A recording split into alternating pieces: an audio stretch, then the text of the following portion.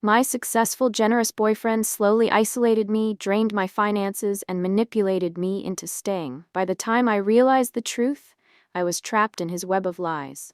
I never thought I was the kind of girl who'd fall for an older man. I wasn't naive, and I wasn't looking for someone to take care of me. But when I met Daniel, everything I thought I knew about myself started to blur. I was 23, fresh out of college, drowning in student loans, and working 2 miserable jobs just to afford my tiny overpriced apartment. Life in the city was brutal. I was exhausted, constantly anxious about money, and wondering if this was all adulthood had to offer. Then came Daniel. I met him at an upscale bar, a place way out of my budget, where I was only there because a friend's birthday had given me an excuse to dress up and pretend, for one night, that I belonged to a different world. And Daniel, he was that world. He was in his early 40s but aged like a fine wine. Sharp suit, expensive watch, a quiet confidence that made him stand out in the crowd of loud, drunken 20-somethings. He had a presence that drew people in.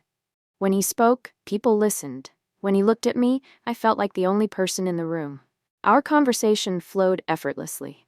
He wasn't just attractive, he was fascinating. He had stories about extravagant business deals, high-stakes negotiations, and private jet trips to Europe. He talked about life in a way that made me feel like I'd been wasting mine. "A woman like you shouldn't have to struggle," he had said, swirling his whiskey in the dim light. "You should be enjoying life, not killing yourself over rent money."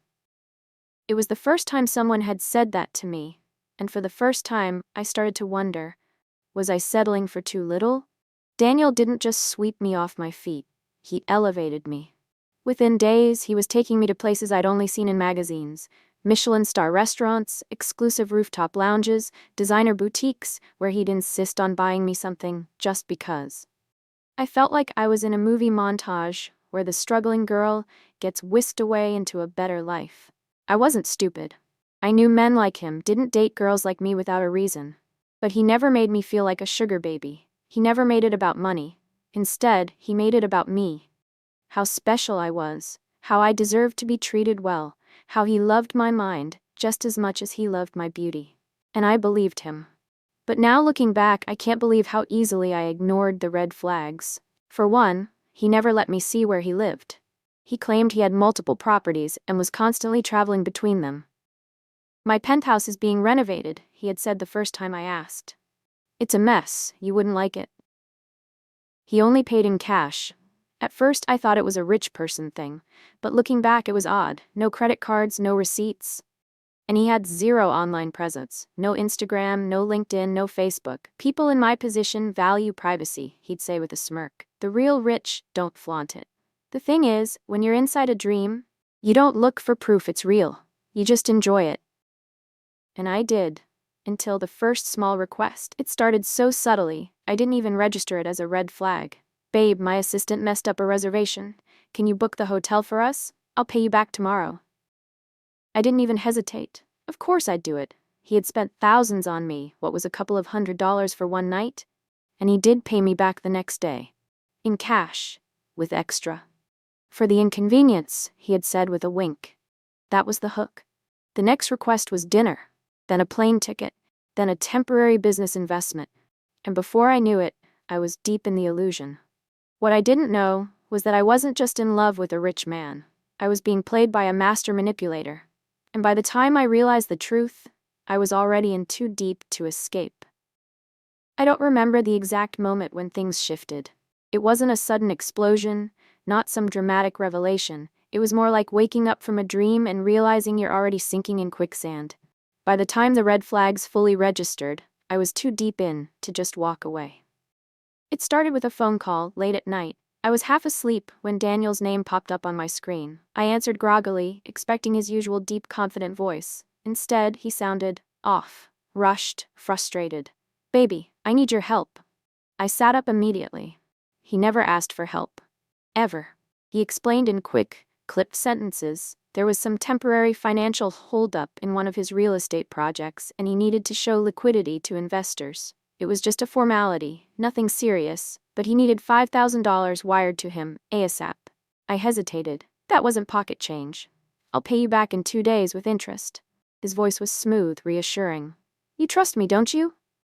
Of course I did. This was Daniel, the man who had spent thousands on me without blinking, a man who had taken me to places I'd never dreamed of.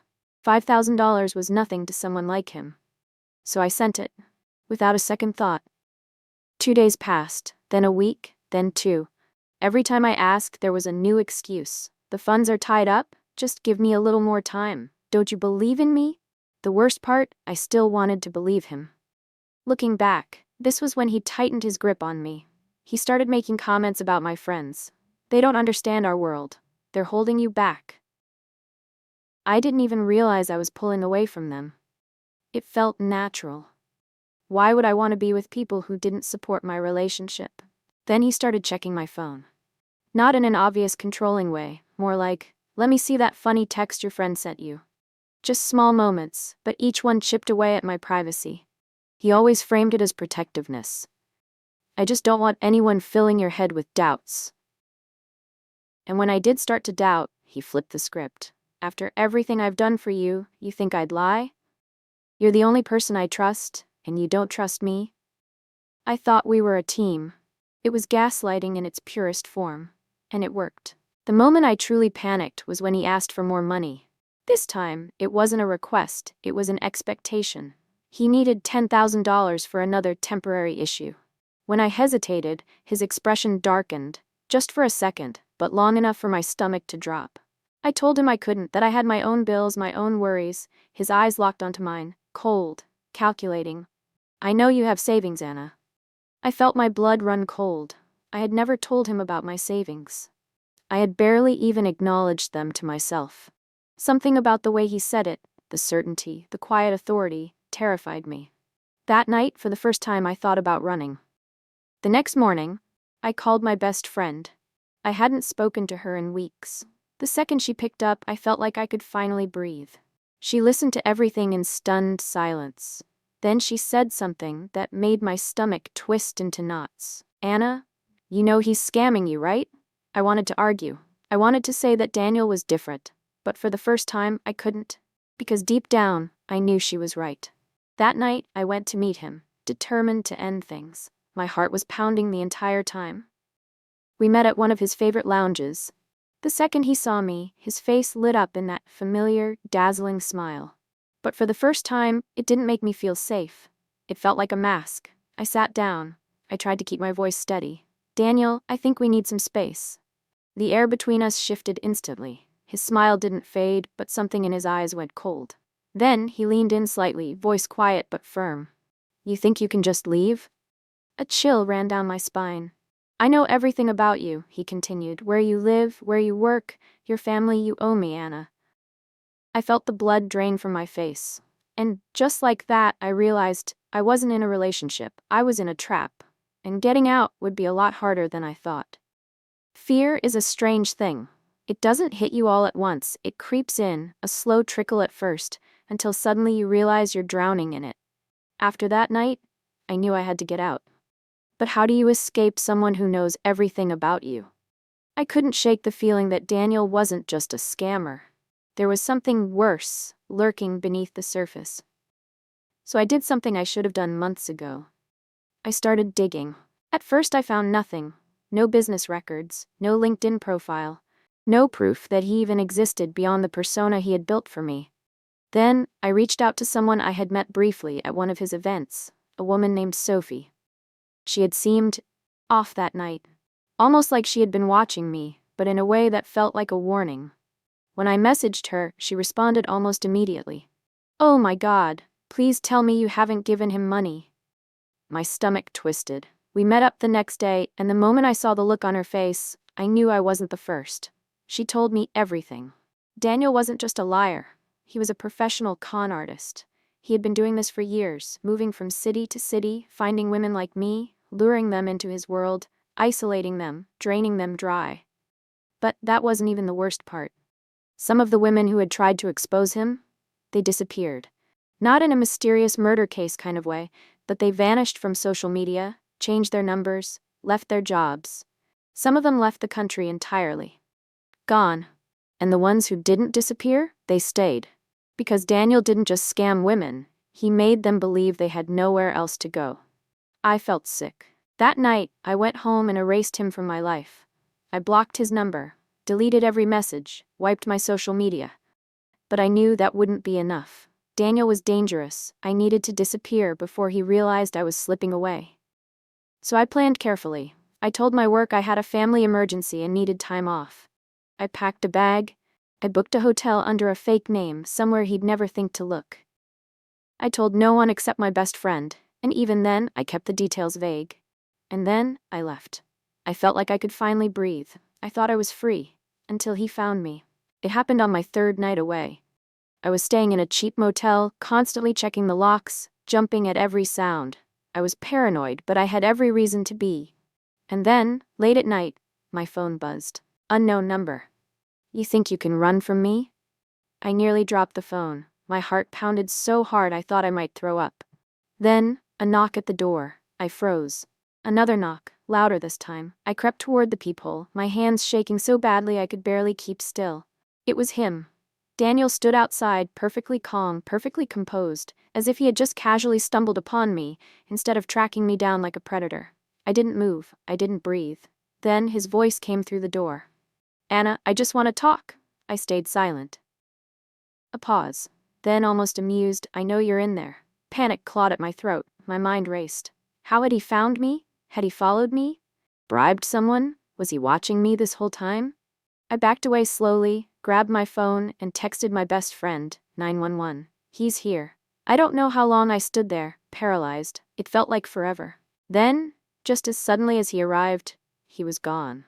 I didn't sleep that night. I didn't know if he was really gone or just waiting. All I knew was that I wasn't safe. The next morning I left the motel and went straight to the police. I told them everything. Showed them the messages, told them about Sophie, the other women. And you know what they said? There's not much we can do unless he physically harms you. That's when it hit me. Daniel had done this before. He knew exactly how far he could push without crossing a legal line. He was untouchable. And if I wasn't careful, I was going to be his next casualty. That's when I knew. I couldn't just escape. I had to destroy him. I wasn't just afraid anymore. I was furious. Daniel had manipulated me, stolen from me, controlled me, and when I tried to leave, he hunted me down like I was his possession. I wasn't going to let him win. If the police wouldn't help me, I had to find another way. I started by reaching out to the other women he had scammed. Sophie helped me connect with more victims, and once I started looking, they were everywhere. Each of them had the same story. Lavish dates, grand promises, isolation, gaslighting.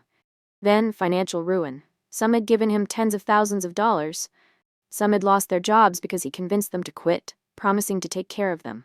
Some had been physically threatened when they tried to leave. But the worst part? Some of them still defended him. They told me I was being dramatic, that Daniel was just going through a rough patch, that he was a good man deep down. I wanted to scream. How many of us had to suffer before someone stopped him? So I did the only thing I could. I exposed him. I compiled everything: texts, receipts, voice messages, wire transfers, testimonies from other victims. Then, I crafted the perfect post. It wasn't just a call-out, it was a warning. I listed every city he had lived in. I detailed his entire scam routine. I posted his photos, his real name, and every alias he had ever used. Then I hit publish. It exploded. Within hours, the post had thousands of shares. People started commenting that they had seen him before, that he had tried to pull the same scam on their friend, their sister, their coworker. And then, I got a text from Daniel. Daniel, you're making a huge mistake. I didn't reply.